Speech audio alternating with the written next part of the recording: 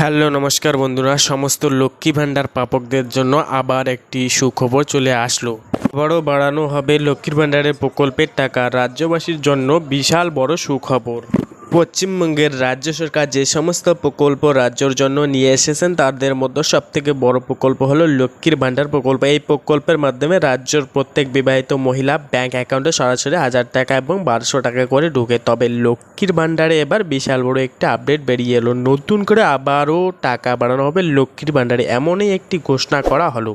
যারা যারা লক্ষ্মী ভাণ্ডারে টাকা পেয়েছেন তাদের জন্য এটা একটি বিশাল বড় খুশির খবর। তো অবশ্যই আপনারা বিস্তারিতভাবে জানার জন্য ভিডিওটা সম্পূর্ণ দেখবেন। মুখ্যমন্ত্রী মমতা বন্দ্যোপাধ্যায় 2019 সালে লক্ষ্মী ভাণ্ডারের প্রকল্প নিয়ে এসেছিলেন এবং 2024 সালের লোকসভা নির্বাচনের আগে এই প্রকল্পের ভাতার পরিমাণ বাড়ানো হয়েছে। প্রথমে লক্ষ্মী ভাণ্ডার প্রকল্পের মাধ্যমে 500 টাকা এবং 1000 টাকা করে দেওয়া শুরু হয়েছিল।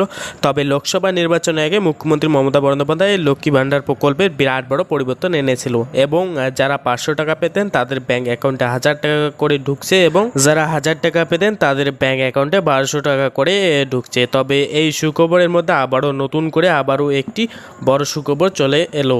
তো যেখানে বলা হয়েছে আবারও লক্ষ্মী ভাণ্ডারের প্রকল্পের টাকা বাড়ানো হবে। তাহলে কবে থেকে এই লক্ষ্মী ভাণ্ডারের টাকা বাড়ানো হবে সে ব্যাপারে অবশ্যই বিস্তারিতভাবে জানবো।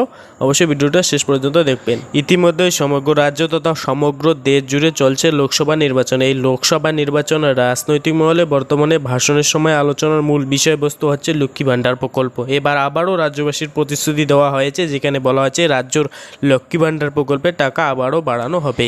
ইতিমধ্যেই কেন্দ্রীয় স্বরাষ্ট্রমন্ত্রী অমিত শাহ বাংলায় ভাষণে বলেছেন লক্ষ্মী ভাণ্ডার প্রকল্পের টাকা তারা আরও বাড়িয়ে দেবেন। অমিত শাহ তার ভাষণে জানিয়েছেন মুখ্যমন্ত্রী মমতা বন্দ্যোপাধ্যায় বারংবারই বলে আসছে বিজেপি ক্ষমতায় এলে নাকি লক্ষ্মী ভাণ্ডার প্রকল্পের টাকা বন্ধ করে দেওয়া হবে। তবে তিনি জানিয়েছেন বিজেপি সরকার এলে লক্ষ্মী ভাণ্ডার প্রকল্পের টাকা বন্ধ করা হবে না, বরঞ্চ লক্ষ্মী ভাণ্ডার প্রকল্পের টাকার পরিমাণ আরও বাড়িয়ে দেওয়া হবে। অমিত শাহ জানিয়েছেন লক্ষ্মী ভাণ্ডার প্রকল্পে যে টাকা সকলেই পেয়ে যাচ্ছিলেন তার সঙ্গে আরও 1000 টাকা করে বাড়িয়ে দেওয়া হবে।